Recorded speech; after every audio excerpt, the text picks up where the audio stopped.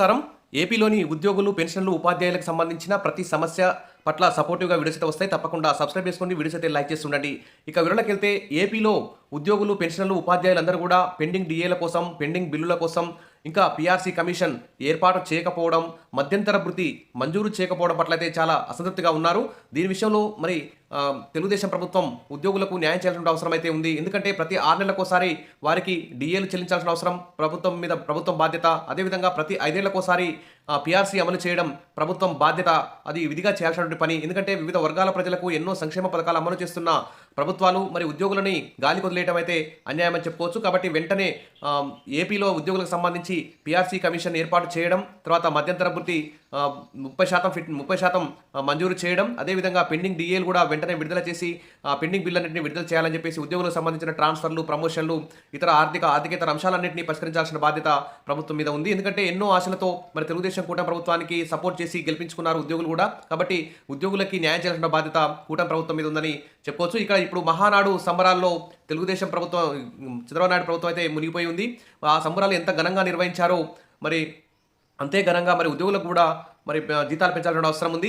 ఇక్కడ చూస్తే తక్షణమే డీఏ బకాయిలు చెల్లించాలి. 1వ తేదీకి జీతాలు, పెన్షన్లు చెల్లించడం అభినందనీయం. ఏపీ జేఏసీ అమరావతి అధ్యక్షుడు బొప్పరాజు వెంకటేశ్వర్లు ఇక్కడ కీలక ప్రకటన అయితే చేశారు. గత ప్రభుత్వం కూడా డీఏల విషయంలో ఉద్యోగస్తులను మోసం చేసిందని, కాబట్టి కూటమి ప్రభుత్వం తక్షణమే డీఏల బకాయిలు చెల్లించాలని ఏపీ జేఏసీ అమరావతి అధ్యక్షుడు బొప్పరాజు వెంకటేశ్వర్లు కోరారు.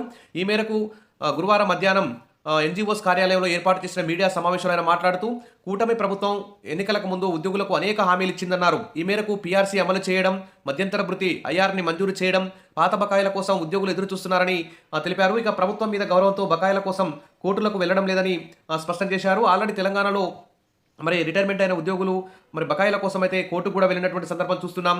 మరి ఏపీలో కూడా ఉద్యోగులు ఇంతవరకు అయితే కోర్టుకు వెళ్ళలేదు. మరి ఇలాగనే ప్రభుత్వం డీఏల మంజూరు విషయంలో కానీ, పీఆర్సీ విషయంలో ఆలస్యం చేస్తే కోర్టులకు కూడా వెళ్తామని చెప్పేసి ఇక్కడ ప్రకటిస్తున్నటువంటి సందర్భం.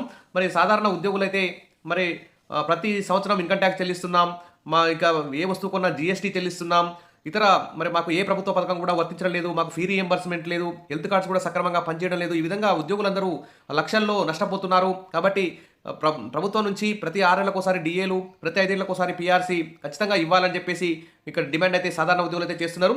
మరి ఉద్యోగుల బకాయిల్లో కేవలం 10% మాత్రమే ఇచ్చారని, 4 డీఏల బకాయిలు ఇవ్వాల్సి ఉందన్నారు.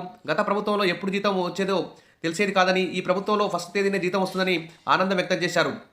మరి కూటమి ప్రభుత్వం కూడా పీఆర్సీ కమిషన్ వేయడానికి ఎందుకు మరి మీనమేషాలు లెక్కిస్తుంది, ఎందుకు పీఆర్సీ కమిషన్ వేయట్లేదు అని చెప్పేసి ఆందోళన అయితే వ్యక్తం చేస్తున్నారు.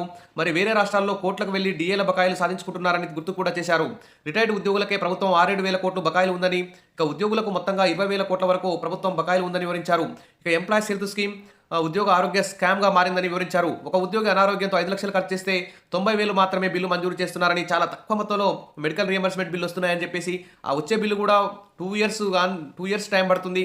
మరి ఉద్యోగుల ఆరోగ్యం పట్ల ప్రభుత్వం నిర్లక్ష్యంగా వ్యవహరిస్తుందన్నారు. ఉద్యోగ సంఘాల నేతలకు సీఎం చంద్రబాబు అపాయింట్మెంట్ ఇవ్వడం లేదని చెప్పారు. పెద్ద ఎత్తున కోరికలు అడగడం లేదని, మాకు ఇవ్వాల్సిన బకాయిలు మాత్రమే అడుగుతున్నామని తెలిపారు. గత టీడీపీ హయాంలో 2,500 కోట్లు ఉద్యోగుల నిధులు ఇచ్చారని గుర్తు చేశారు.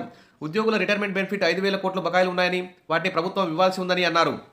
కాబట్టి అన్ని జిల్లాల్లో పర్యటించి ఉద్యోగుల సమస్యలు తెలుసుకుంటామని, అందులో భాగంగానే ఇక్కడికి వచ్చామని ఏపీ జేఏసీ చైర్మన్ అయితే చెప్పారు. ఇక సమస్యలు పరిష్కరించకపోతే ఉద్యమానికి కూడా సిద్ధమవుతామని హెచ్చరించారు.